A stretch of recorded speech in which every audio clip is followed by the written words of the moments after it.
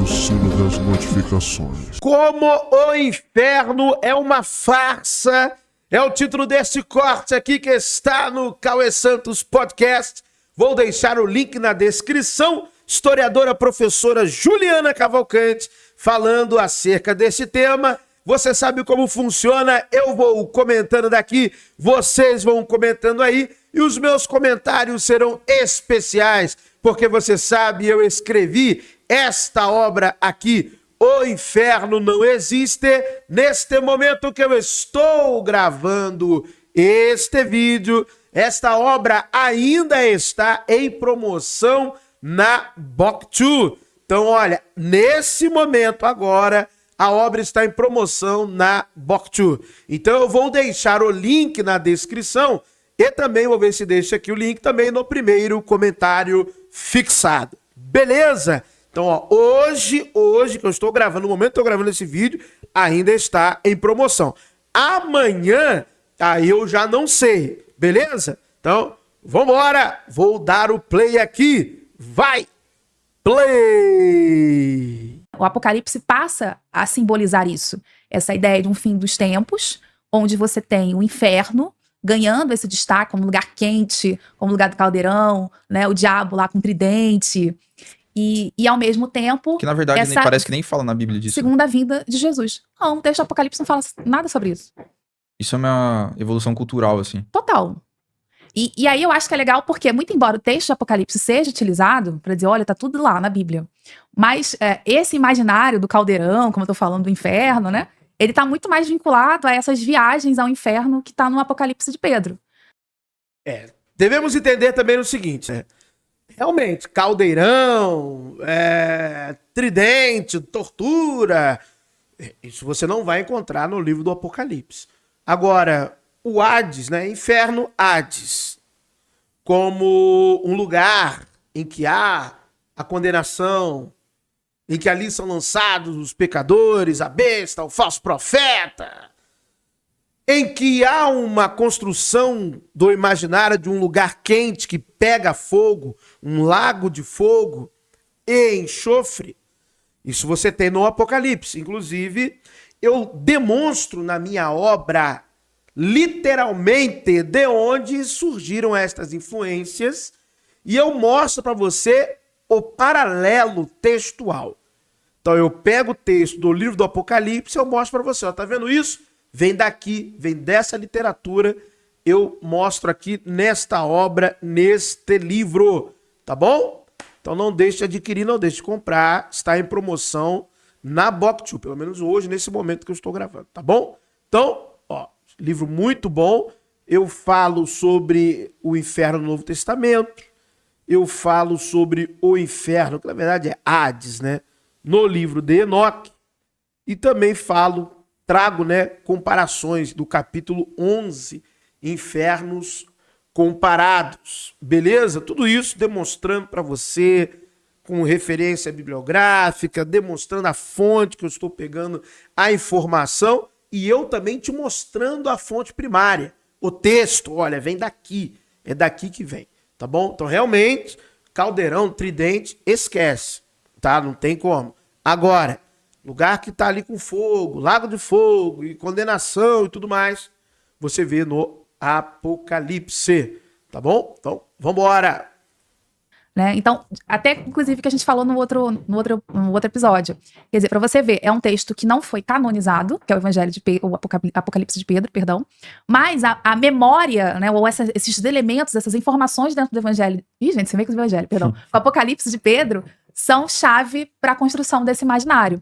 Se você for olhar a arte medieval também, é porque eu não separei nada aqui, também não sabia se poderia separar, mas é muito legal você ver também como que a arte, ela é muito representada, né? A imagem do diabo aparece ali o tempo todo, né? Então, há uma oposição entre céu e inferno, onde a igreja ocupa esse papel de mediadora. Sim. Né? Ela é quase que uma intermediadora mesmo, essa é a ideia, né? E você vê que algumas representações, inclusive, mostram não só a estrutura, a arquitetura, né? O prédio da igreja, mas também toda a estrutura eclesiástica, né? Os bispos, padres, papas, então, todos ali comandando como intermediadores desse processo. Então, como uma forma de caminho para a salvação.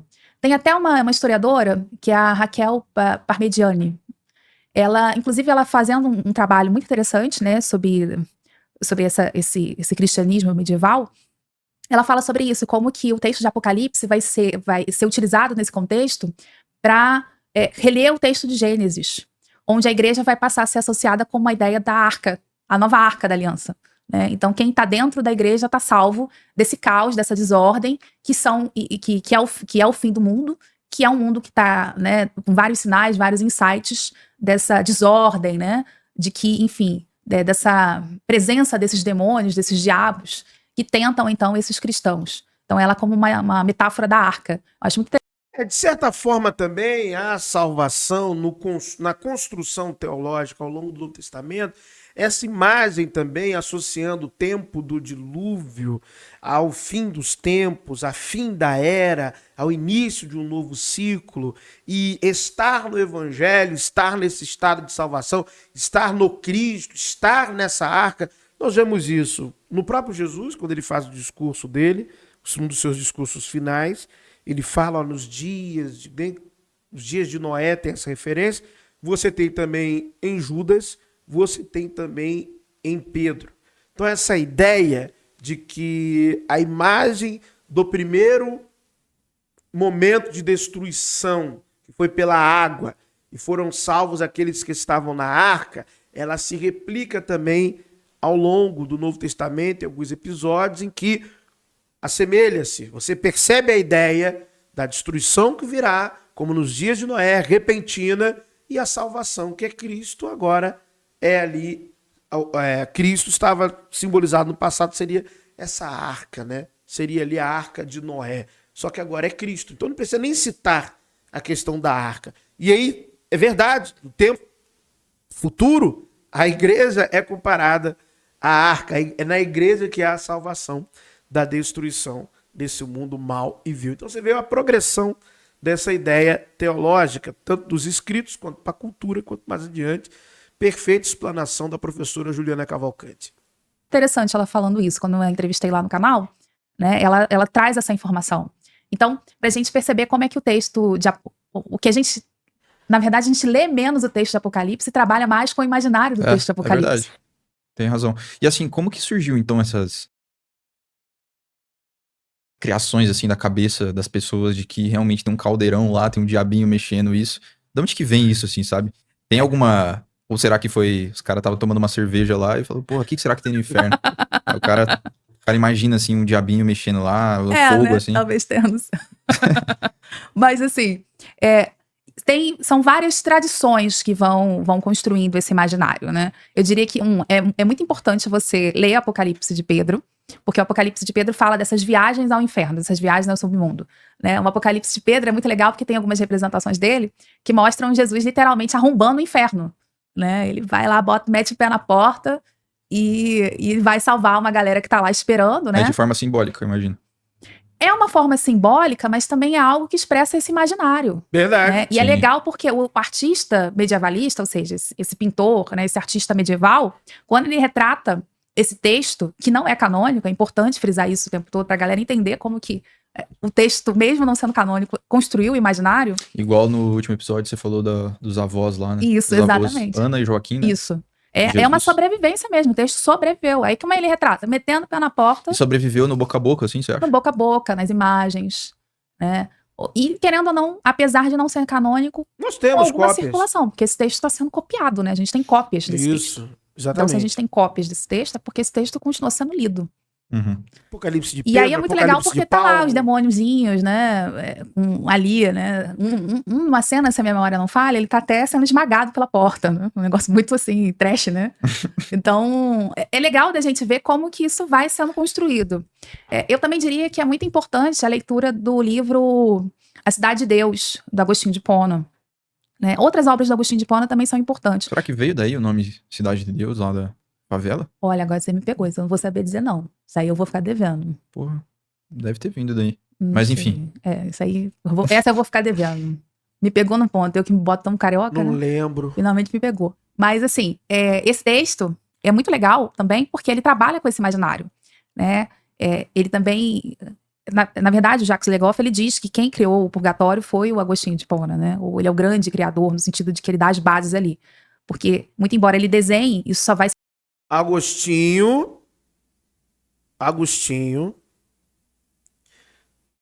durante muito tempo, maniqueísta, porque o purgatório vem do zoroastrismo.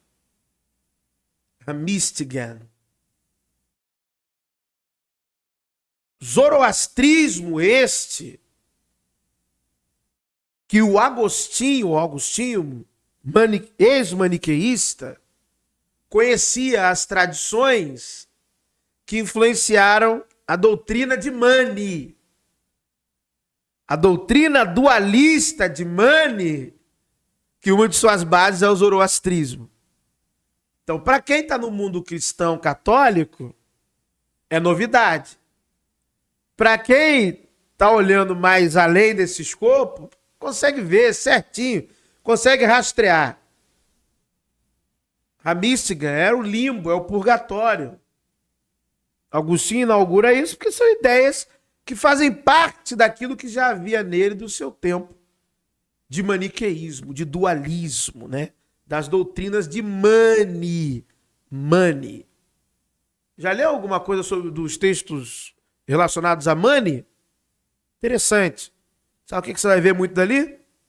Zoroastrismo. Exatamente isso. Vambora. ser colocado em prática na Idade Média, né? Porque o Agostinho de Hipona está ali no século V, né? Ele é antiguidade tardia. E o Agostinho de Hipona, ele cria esse discurso de que o mundo, ele é impuro, o mundo está no caos, o mundo é a perdição, né?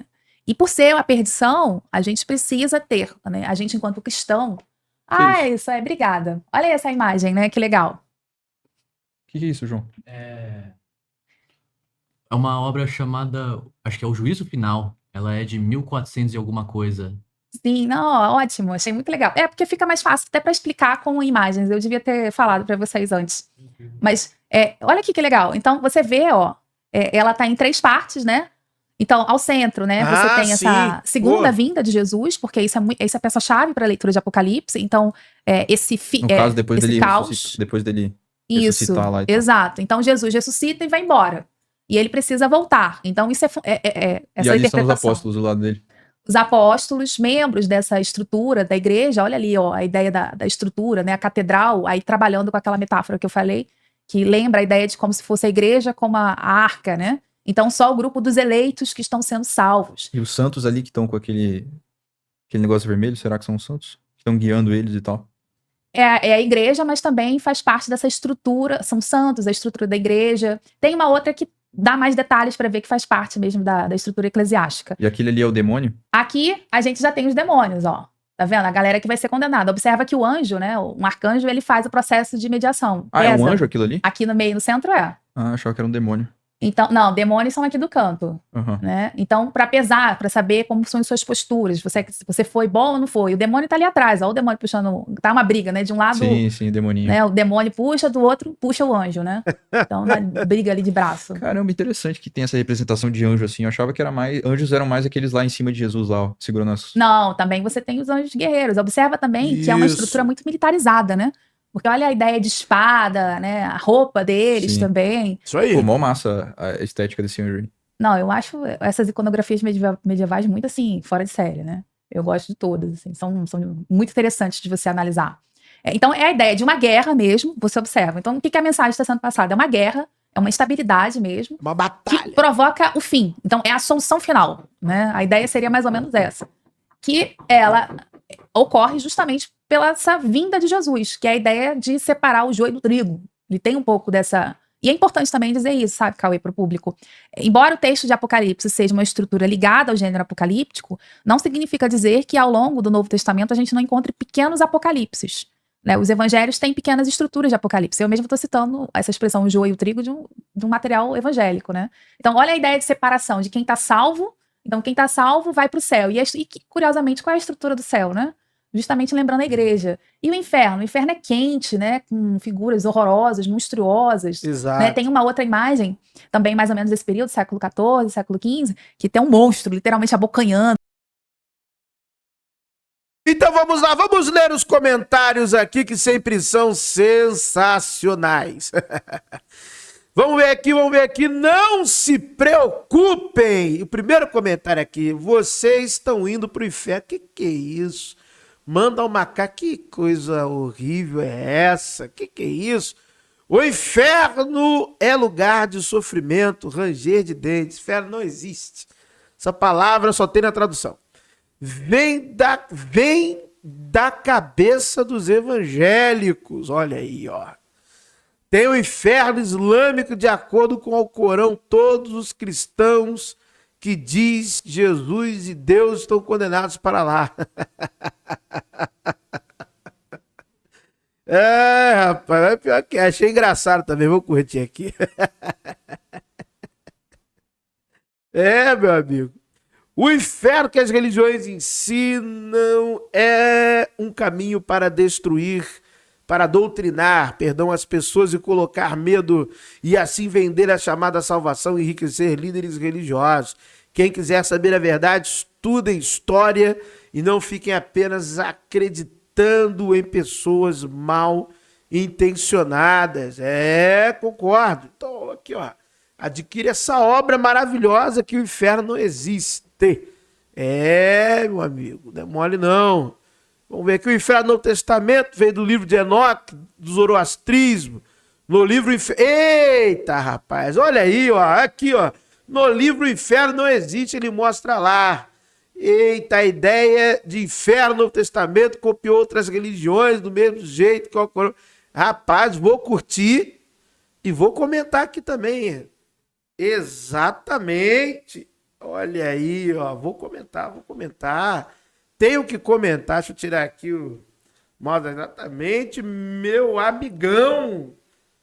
Ei, olha aí, ó. Isso aí, comentei aqui, show de bola. Olha aí, ó. Sim, esta é verdade, a maioria achará com blasfêmia, heresia, vivendo décadas e décadas de puro engano, já passei por isso. Por mais de 10 anos de terror espiritual pregado por canalhas e gente que aprendeu errado para depois ensinar, diabo, fé de Satanás, tudo criação da Santa Corja Católica. Eita, rapaz, o cara tá revoltado aqui, mas é isso aí. Dá uma curtida aqui também. O mundo espiritual é inventado conforme a mentalidade da época. O mundo espiritual dos espíritas, por exemplo, imaginado no século XIX, já não tem inferno. Mas tem pessoas vivendo em outros planetas, é verdade. Coisa da época, como é tudo inventado, cada invenção tem a cara de seu tempo, é como parece. Vou curtir aqui esse comentário, interessantíssimo. Curti aqui. É mais ou menos, eu vou curtir aqui também. É como a alma sente doce, sistema nervoso. Bom questionamento. O inferno nunca existiu. Esse inferno só existe na mente de pessoas incautas. Eita, falou incauto, já passou pela igreja. O inferno é aqui mesmo. Eita, rapaz. É complicado. Rapaziada, a galera tá acordando para a realidade das coisas, hein? A galera está estudando. A galera está comprando meu livro. O meu livro, O Inferno Não Existe. Estou muito feliz aí que estou alcançando cada dia mais leitores. Tem livros novos vindo por aí, né? Um livro novo aí. Já estarei publicando. Só tenho a agradecer. Muito obrigado por terem assistido a mais esse vídeo aqui, ó, no canal Verdades Ocultas da Bíblia. Que o verdadeiro Deus abençoe a todos. Se você não crê, não acredita em um Deus, para mim está tudo certo. Eu apenas desejo do fundo do meu coração que a sorte e a fortuna lhe acompanhem.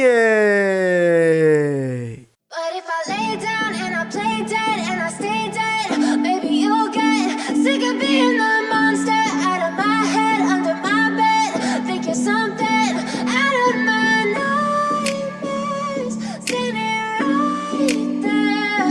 But if I lay down and I play dead and I stay dead, then will you get bored of killing me? Silhouettes of you are like a taunt. Never really know just what you want. With you I don't ever feel calm.